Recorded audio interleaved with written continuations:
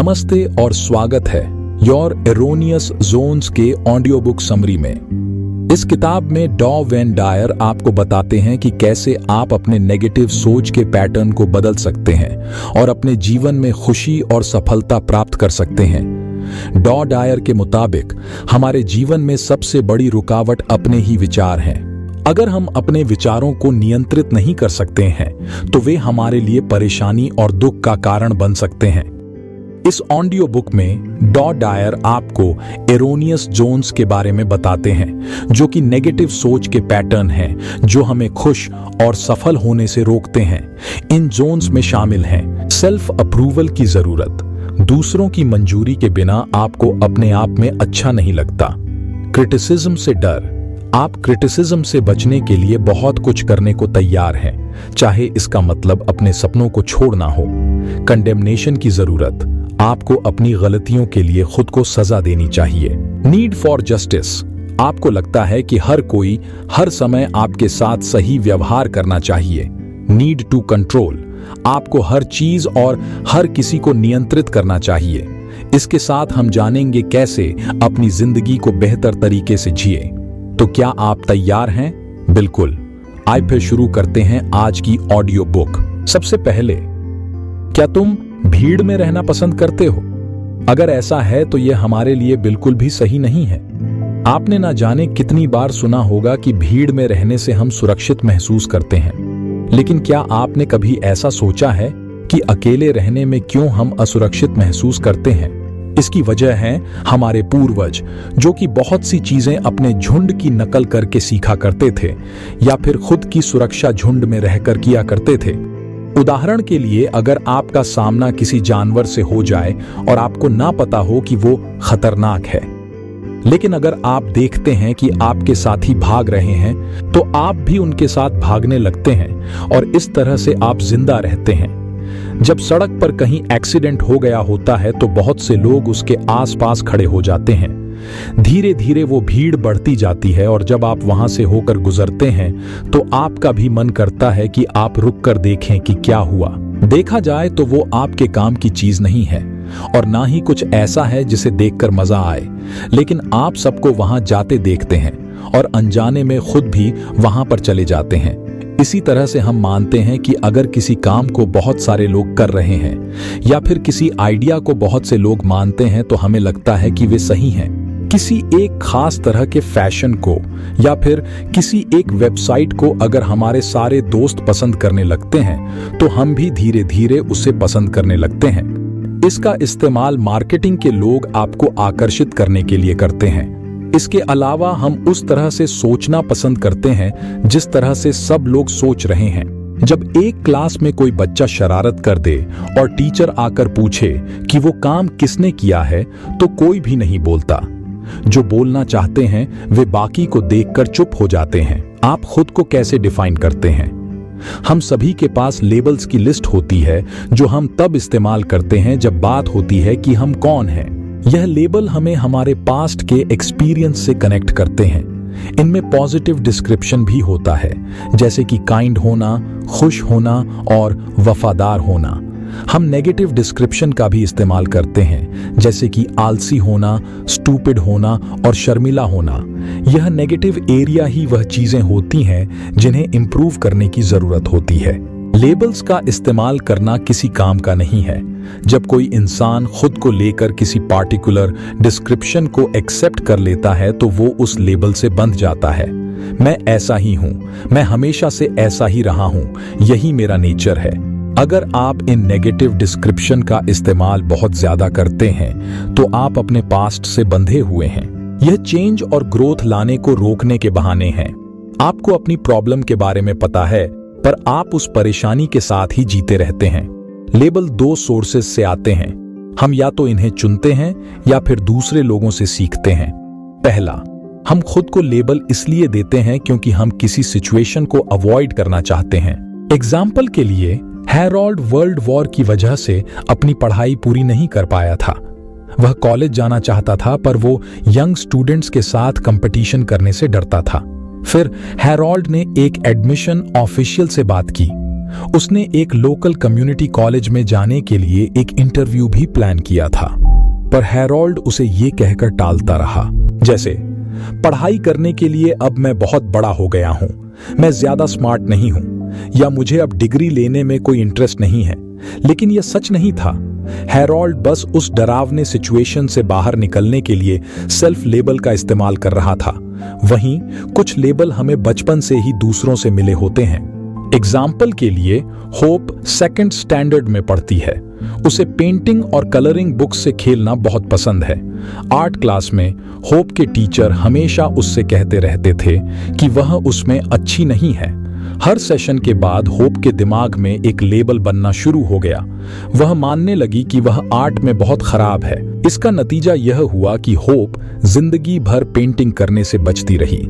जब उससे पूछा जाता कि उसे ड्राइंग करना क्यों पसंद नहीं है, तो वह कहती कि मैं इसमें अच्छी नहीं हूं। होप ने अपने टीचर के दिए हुए लेबल को सच मान लिया था और उसे चैलेंज नहीं किया था। लेबल्स को एक्सेप्ट करने का मतलब है हार मान लेना। लेबल हमारी कमजोरियों को दिखाते हैं। जब हमें ऐसा महसूस होता है कि हम मुश्किल में हैं और किसी बुरी सिचुएशन से निकलना चाहते हैं, तो हम पुराने लेबल का इस्तेमाल करते हैं। हम जितना ज्यादा इन लेबल्स को इस्तेमाल करते हैं, उतना ज्यादा इनमें फंसते जाते हैं। अपने आप को पास्ट से आजाद करने के लिए आपको मैं ऐसा हूं को मैं ऐसा था से बदलना होगा।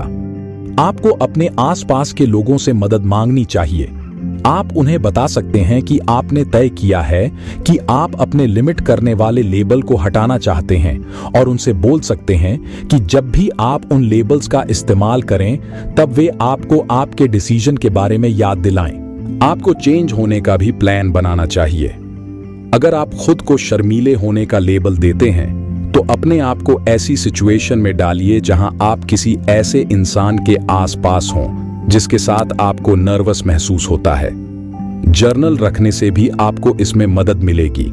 इसमें आप अपने प्रोग्रेस के बारे में लिख पाएंगे, अपनी रुकावटों को समझ पाएंगे और अपने प्लान को इंप्रूव कर पाएंगे। आप किसी एक लेबल से लड़ने के लिए कोई एक दिन चुन सकते हैं। एग्जाम्पल के लिए, मंडे को आप अपने भूल जाने या भुलक्कड़पन को छोड़ने पर ध्यान दे सकते हैं। यह आपको दिखाएगा कि उस लेबल के बिना आपकी जिंदगी कैसी होगी। इसका दूसरा सॉल्यूशन है दोपहर के समय उस काम को करते हुए बिताना जो आप नहीं कर सकते हैं। याद रखें कि आपको हमेशा इंप्रूव करते रहना है। अगर आपका पास्ट आपको बांध कर रखेगा, तो आप कभी भी आगे नहीं बढ़ पाएंगे। अपने लिमिट करने वाले लेबल्स को खत्म करें और अपने पूरे पोटेंशियल को खुला छोड़कर बाहर आने दें। हम वो चीजें देखना पसंद करते हैं जो चटपटी हो। फिल्में किसे नहीं पसंद हैं? बहुत से लोग हर रोज एक मूवी देखते हैं जो कि उनके किसी काम की नहीं होती और उससे कभी नहीं ऊबते।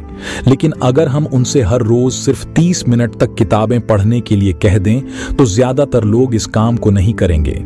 उन्हें पता है कि किताबें पढ़ने से वे खुद में बहुत सुधार ला सकते हैं, लेकिन फिर भी वे इस काम को नहीं करेंगे। इसकी वजह यह है कि हम लोग चटपटी और मजेदार चीजों को देखना या सुनना पसंद करेंगे।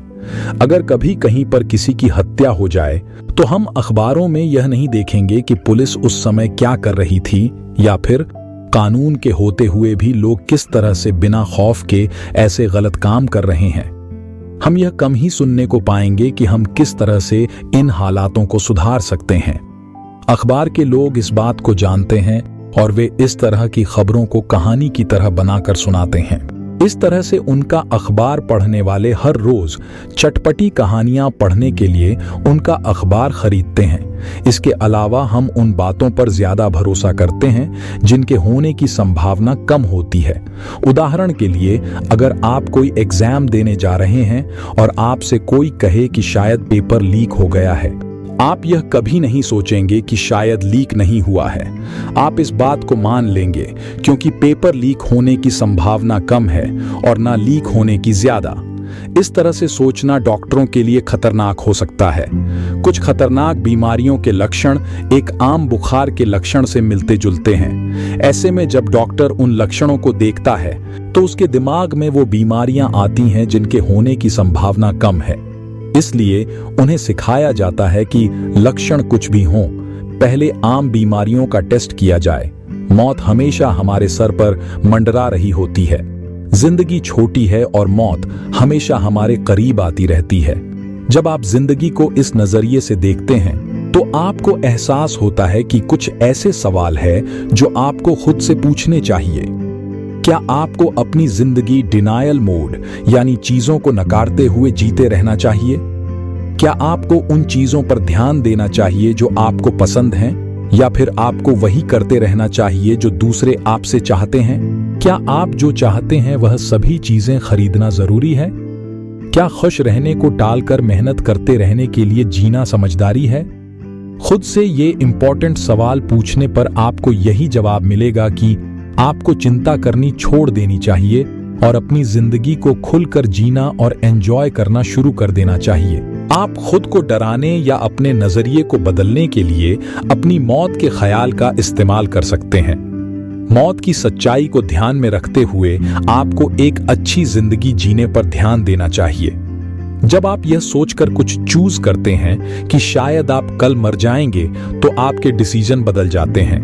आप अपनी जिंदगी की जिम्मेदारी लेने लगेंगे और दूसरे क्या सोचते हैं इस बारे में भूल जाएंगे। कुछ लोग इंटेलिजेंस को प्रॉब्लम सॉल्व करने की एबिलिटी से जोड़ देते हैं। उनका मानना है कि अगर कोई इंसान स्मार्ट होगा तो वो अपने रास्ते में आने वाले हर प्रॉब्लम का सॉल्यूशन निकाल लेगा और इसलिए वो एक खुशहाल जिंदगी जी पाएगा। लेकिन खुशियों का प्रॉब्लम सॉल्व कर लेने से कोई लेना देना नहीं है। खुश रहना एक चॉइस है। एक इंटेलिजेंट इंसान का कभी नर्वस ब्रेकडाउन नहीं होगा, क्योंकि वो खुद को कंट्रोल कर लेगा। अगर उसे किसी प्रॉब्लम का सॉल्यूशन नहीं भी मिलता है, तब भी वो खुश रहना चुनता है। वह स्मार्ट इसलिए होता है क्योंकि वो मुश्किलों के बावजूद भी डटकर खड़ा रह सकता है और खुश रह सकता है।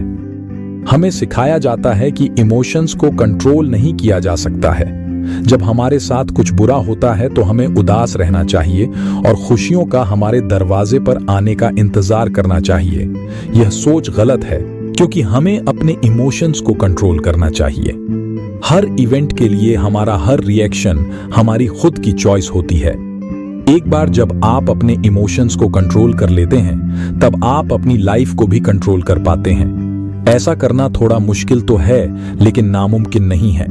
अपने इमोशंस को मैनेज करने की शुरुआत इस बात को जानने से होती है कि आपको मुसीबत के समय खुद से क्या बोलना चाहिए। जैसे आप खुद को डांस और एक्सरसाइज जैसे फिजिकल एक्टिविटीज सिखाते हैं, वैसे ही आप खुद को यह सिखा सकते हैं कि आप कब क्या फील करना चाहते हैं। आप अपनी खुशी, गुस्से और दर्द को कंट्रोल कर सकते हैं।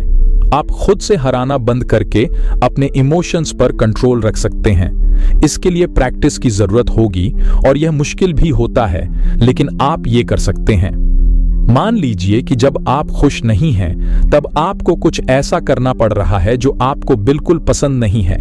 एग्जाम्पल के लिए, अगर आपको लिफ्ट में जाना पसंद नहीं है, तो आपको कई दिनों तक लिफ्ट में खड़ा रहना पड़ रहा है, या फिर आप जब तक दोबारा खुश नहीं हो जाते, तब तक आपको कुछ ऐसा खाने के लिए मजबूर किया जा रहा है जो आपको बिल्कुल भी पसंद नहीं है। अगर आपको ऐसी चीजों को करने की सजा मिले जो आपको पसंद नहीं है, तो आपको क्या लगता है कि आपको दोबारा खुश होने में कितना वक्त लगेगा?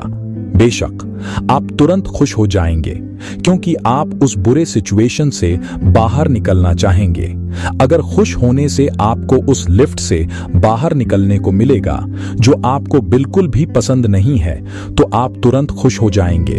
तो दिक्कत ये नहीं है कि आप उदासी को खुशी में बदल सकते हैं या नहीं। बिल्कुल, आप बदल सकते हैं। दिक्कत ये है कि आप उदास रहने के बजाय खुश रहना चाहते भी हैं या नहीं। हमें सिखाया जाता है कि हमें फ्यूचर में खुशियों को पाने का गोल रखना चाहिए। हम मानते हैं कि अगर हम कोई स्पेसिफिक गोल को हासिल कर लेंगे तो हम खुश हो जाएंगे, इसलिए हम प्रेजेंट में खुलकर जीना ही छोड़ देते हैं और अभी जो हमारे पास है उसे एंजॉय करना भूल जाते हैं। ये माइंडसेट गलत है। आपको प्रेजेंट में रहना चुनना चाहिए और जो भी आपके पास अभी है उसे एंजॉय करना चाहिए। खुश रहने के लिए फ्यूचर के गोल्स पूरे होने का इंतजार न करें। आप जहां भी हैं वहां खुश रह सकते हैं। तो पहला अरोनियस जॉन जो आपको बदलना है वह है गैर जिम्मेदारी। आपको अपनी जिंदगी को कंट्रोल करना सीखना होगा, क्योंकि आपको यह नहीं पता कि आप कब मर सकते हैं। इसलिए खुश रहें और हर पल को खुलकर जिए। इंसान की टाल मटोल करने की आदत होती है। हमें काम को बाद में करने के लिए टालना पसंद होता है, पर हम इसकी वजह से परेशान रहते हैं, क्योंकि हम जानते हैं कि हमें अपने गोल्स को पूरा करना है, लेकिन हम ऐसा कर नहीं पाते। हम अलग अलग बहानों के पीछे छुपे रहते हैं और दूसरों को ब्लेम करते रहते हैं। प्रोक्रेस्टिनेशन यानी काम को टालने की आदत एक यूनिवर्सल अरोनियस जॉन है। यह आदत वैसे तो नुकसान नहीं पहुंचाती है, पर यह आपको ऐसा भ्रम वाला फ्यूचर सोचने में मदद करती है जिसमें चीजें खुद ही ठीक हो जाती हैं। हम इसमें उम्मीद करते रहते हैं और अपने एक्शन न लेने के कारण को छुपाने के लिए शायद का इस्तेमाल करते हैं। हकीकत तो यह है कि कुछ चीजें आज पूरी हो जाती हैं और कुछ नहीं। इसलिए हमें इस रियलिटी से बचना बंद करना होगा और टाल मटोल की इस आदत से छुटकारा पाना होगा। हम स्ट्रांग हैं और चीजों को टाले बिना कुछ भी अचीव कर सकते हैं। टाल मटोल करने से हमारे सेल्फ कॉन्फिडेंस को नुकसान पहुंचता है, क्योंकि पूरे दिन में कुछ भी न कर पाने के कारण हम गिल्टी फील करते हैं। कभी कभी हम उन इम्पोर्टेंट डिसीजंस को लेने में भी टाल मटोल करते हैं जो हमारी जिंदगी को पूरी तरह से बदल सकते हैं। एग्जाम्पल के लिए, मार्क ने अपनी जिंदगी के 50 साल उस औरत के साथ रहते हुए बिता दिए जिससे वो प्यार नहीं करता था। वो अपनी शादी से बहुत दुखी था, पर वो सही डिसीजन नहीं ले पा रहा था। मार्क 30 साल तक इंतजार करता रहा कि चीजें खुद ब खुद ठीक हो जाएंगी।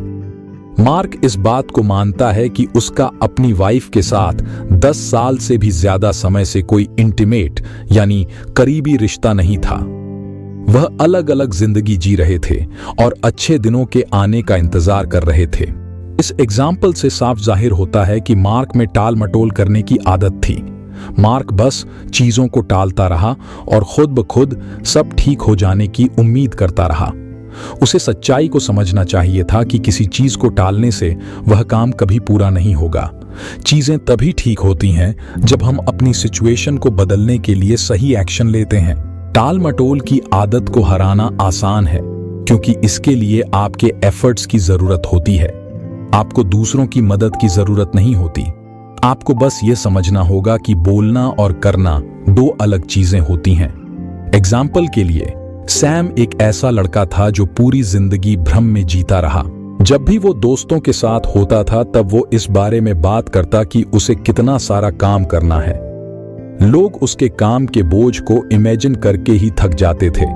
बेशक सैम एक क्रिएटिव इंसान था जिसके पास बहुत से आइडियाज और प्रोजेक्ट्स थे जो वो करना चाहता था, लेकिन असल में सैम कुछ करता नहीं था। वो हर रात यह सपने देखते देखते सो जाता था कि कैसे वो कल सुबह से मेहनत करेगा। जब कल आता था तब उसे कोई रिजल्ट नहीं मिलता था।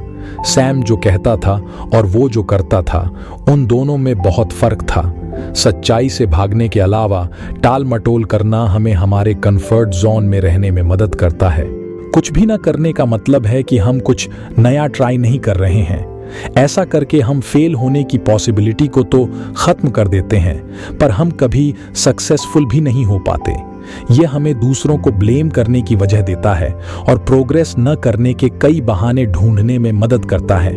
जिन लोगों को टालने की आदत है, उनका का मानना है कि वह आखिरी समय में अपना काम पूरा कर सकते हैं, इसलिए उन्हें खराब काम करके देना सही लगता है, क्योंकि उनके पास काम ठीक से करने का पूरा समय नहीं होता।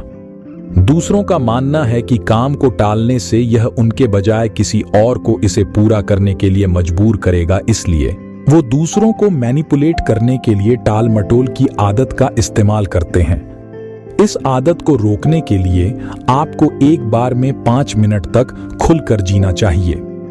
हमेशा प्रेजेंट में जीने की कोशिश करें। जब आपके पास कोई पेंडिंग काम हो तो यह न सोचें कि उसके लिए आपको कितने घंटे मेहनत करनी पड़ेगी। बस शुरुआत के 5 या 15 मिनट के बारे में सोचें।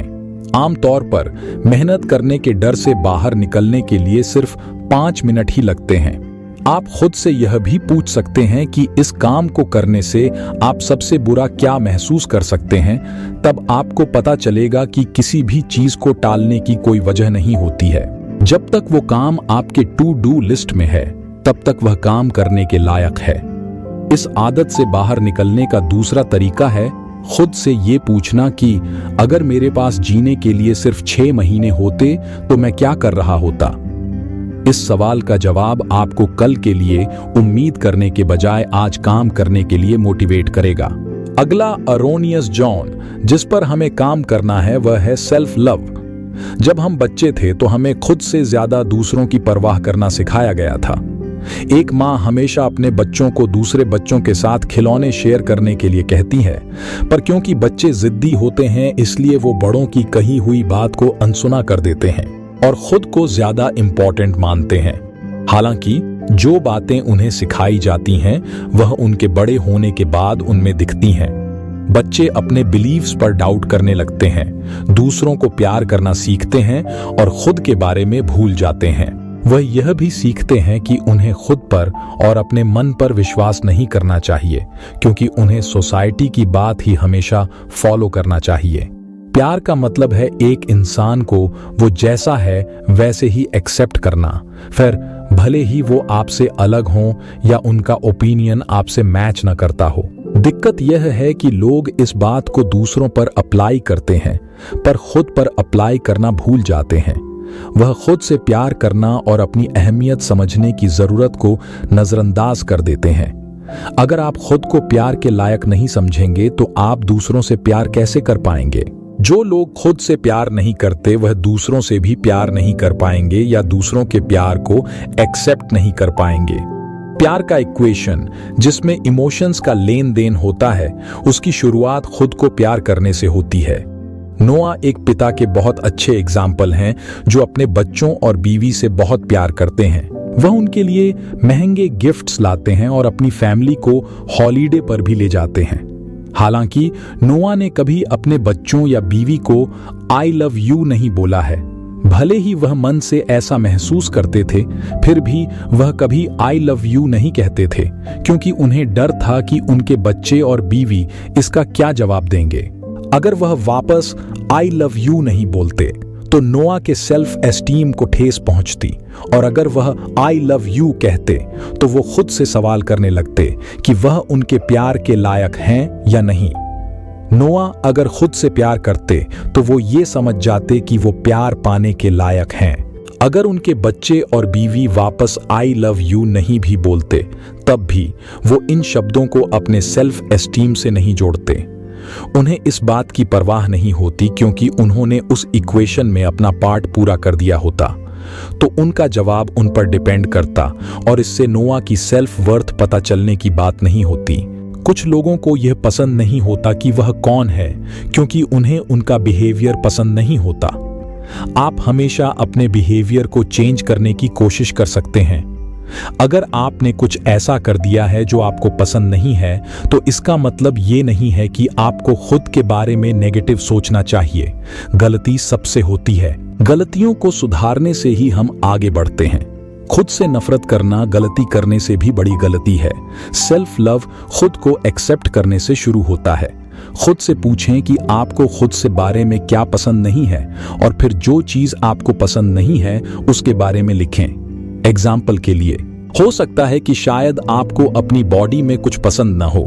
इस केस में डिसाइड करें कि आप तब तक बॉडी के सिर्फ उस पार्ट पर काम करेंगे जब तक आप रिजल्ट से खुश नहीं हो जाते।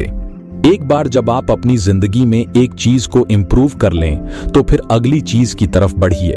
इस तरह आप सीखते हैं कि खुद से प्यार कैसे करना चाहिए और फ्यूचर में कैसे दूसरों को और भी ज्यादा प्यार देने के लिए खुद को तैयार करना चाहिए। आप शायद इसलिए सेल्फ लव को इम्प्रूव नहीं करना चाहते क्योंकि आपको बहाने बनाना, दया, दूसरों से मिलने वाली अटेंशन और अपनी जिंदगी को बदलने की जिम्मेदारी की कमी पसंद है। याद रखें कि अगर आप ग्रो नहीं कर रहे हैं तो आप खुलकर नहीं जी रहे हैं। सेल्फ लव के बिना जिंदगी जीने से बेहतर मरना है। सेल्फ लव को मास्टर करने के लिए कुछ एक्सरसाइज हैं जिनकी आप प्रैक्टिस कर सकते हैं। पहला, अपने माइंड से शुरुआत करें। ज्यादा पॉजिटिव हैबिट्स बनाने के लिए आपको पता होना चाहिए कि आपको खुद से क्या बातें करनी चाहिए। जब आप ऐसा कुछ कहते हैं कि मैं ज्यादा स्मार्ट नहीं हूं, तब खुद से कहिए कि आपको इस नेगेटिव माइंडसेट को बदलने की जरूरत है। जब भी आप खुद को नेगेटिव बातें करते हुए पाएं, तब आपको उसे पॉजिटिव बातों में बदलना होगा। आप एक टफ दिन के बाद खुद को ब्रेक भी दे सकते हैं, टेस्टी खाना एंजॉय कर सकते हैं, अपने करीबी लोगों के साथ समय बिता सकते हैं, या फिर अपने सेल्फ इमेज को इंप्रूव करने के लिए अपनी बॉडी पर काम कर सकते हैं।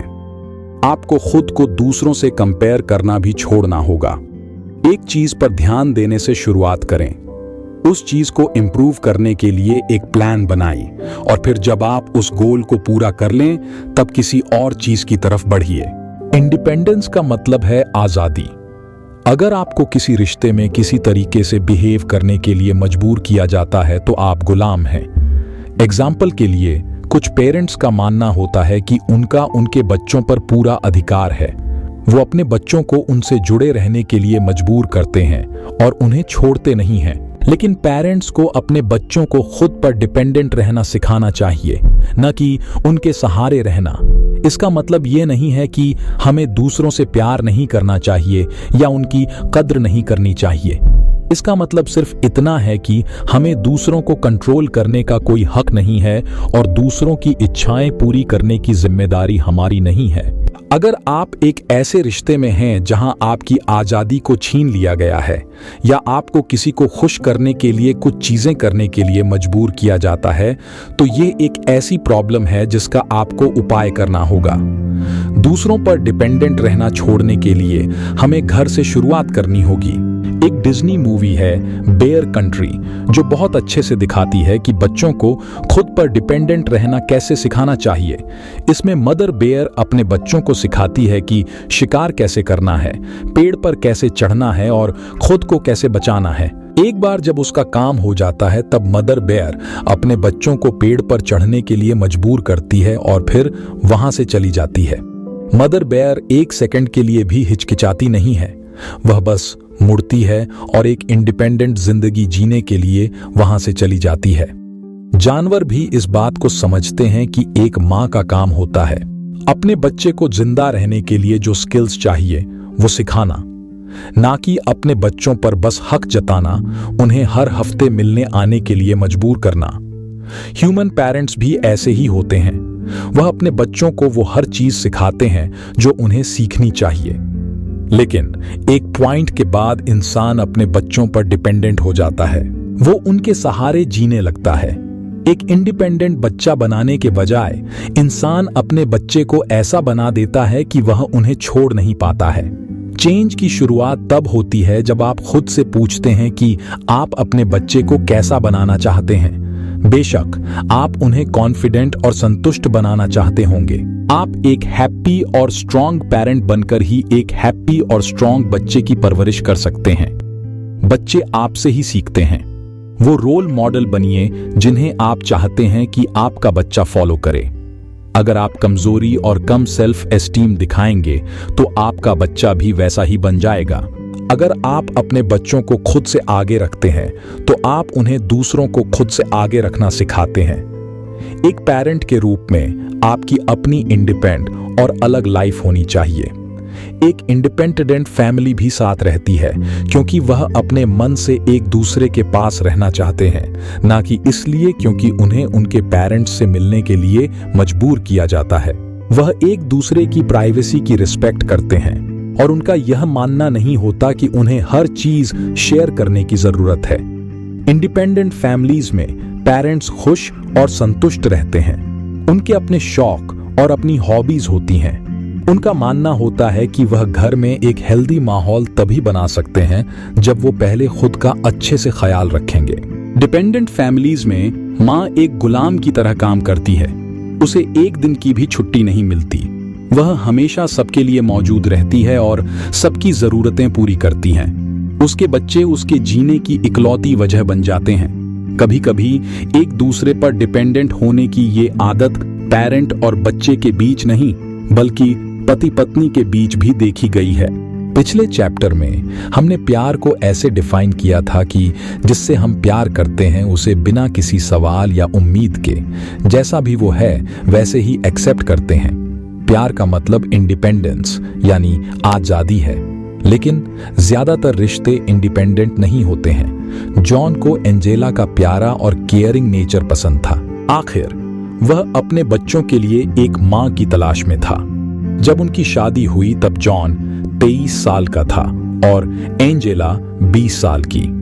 उनके बीच उम्र के फासले से पता चलता है कि पति लाइफ में ज्यादा एक्सपीरियंस था, इसलिए उसे ही चीजों को कंट्रोल करना चाहिए। अपने आप ही एंजेला इस रिश्ते में उस पार्टनर की तरह बन गई जो सिर्फ दूसरों की बात मानती थी। वो जैसे अपने पति के दुख दर्द, सक्सेस, रिश्ते और नुकसान सबको अपना मानकर जी रही थी। वो अपनी खुद की जिंदगी जीना ही भूल गई थी। वह बस घर की, अपने बच्चों की और अपने पति की परवाह करती रही। यूं ही समय बीतता गया और एंजेला जिम्मेदारी उठाते उठाते थकने लगी। वो अपने पति से ज्यादा ग्रेटिट्यूड की उम्मीद करने लगी। अब उसे अटेंशन चाहिए था, क्योंकि उसे लगने लगा था कि उसका कोई अस्तित्व है ही नहीं, जैसे वो औरों को दिखाई ही नहीं देती हो। एंजेला जॉन से इस बारे में बात करती है, पर वो उसकी बात नहीं सुनता। उसके पास एंजेला के लिए समय नहीं था, क्योंकि उसे प्रमोशन मिलने वाला था।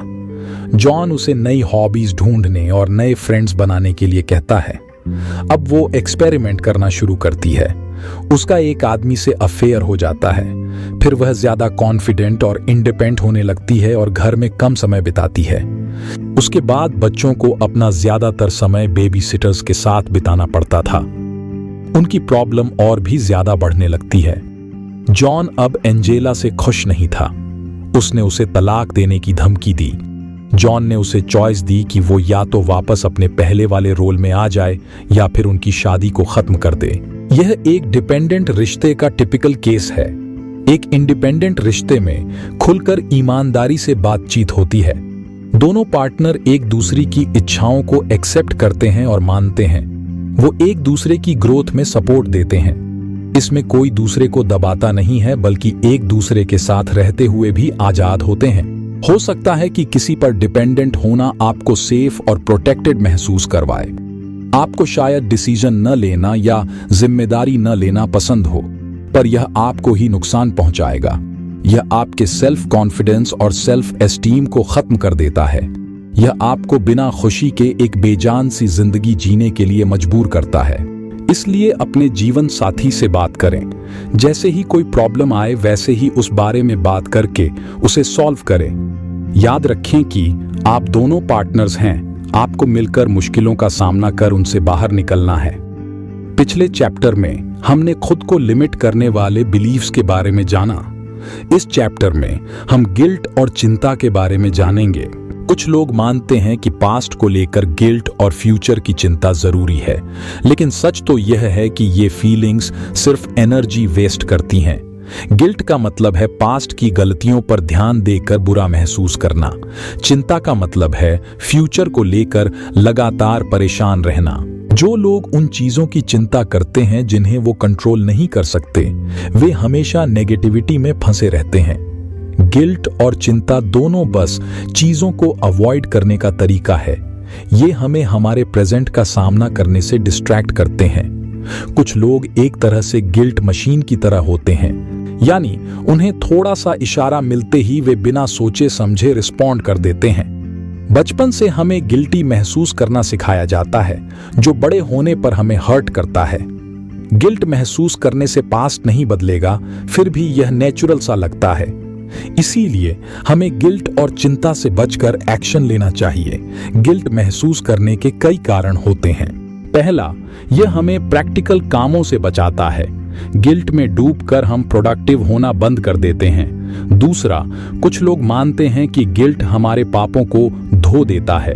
तीसरा, गिल्ट हमारे एक्शन की जिम्मेदारी दूसरों पर ट्रांसफर कर देता है और हमें दया पाने में मदद करता है। गिल्ट से बाहर निकलने के लिए यह मानना होगा कि यह बेकार इमोशन है। गिल्ट से कुछ भी नहीं बदलता। खुद से पूछें कि गिल्टी महसूस करके मैं क्या अवॉइड कर रहा हूं। उदाहरण के लिए, पीटर अपनी वाइफ को धोखा देने पर गिल्टी महसूस करता था, लेकिन इससे उसकी स्थिति नहीं बदली। उसे सच जानकर एक निर्णय लेना था। अपने गिल्ट को छोड़ने के लिए एक जर्नल रखें और उसमें अपने ट्रिगर्स और रिजल्ट लिखें। चिंता भी गिल्ट जितना ही नुकसानदायक है। इससे फ्यूचर की चिंता होती है जो बेकार है क्योंकि इससे कुछ नहीं बदलता। उदाहरण के लिए, जो अपनी जॉब खोने की चिंता करता था लेकिन अंततः उसे बेहतर जॉब मिल गई। चिंता छोड़ने के लिए प्रेजेंट में जीना शुरू करें।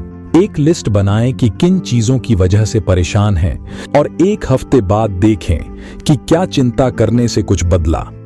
गिल्ट और चिंता से सच्चाई नहीं बदलती, इसलिए उन पर अपना समय और एनर्जी बर्बाद न करें। हर सेकंड को खुलकर जिएं और एंजॉय करें।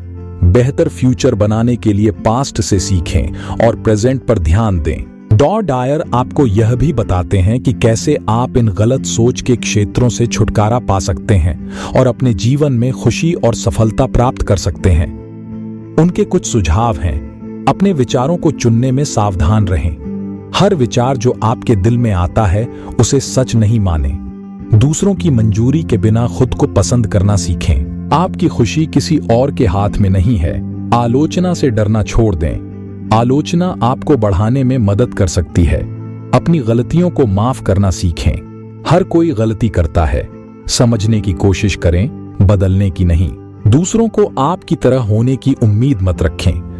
छोटी छोटी चीजों में खुशी ढूंढें। जीवन बहुत छोटा है, इसे चिंता और परेशानी में बर्बाद मत करें। उम्मीद है आपको यह बुक समरी अच्छी लगी होगी। हमारे चैनल को सब्सक्राइब करें और हर दिन एक नई सफलता पाएं। धन्यवाद।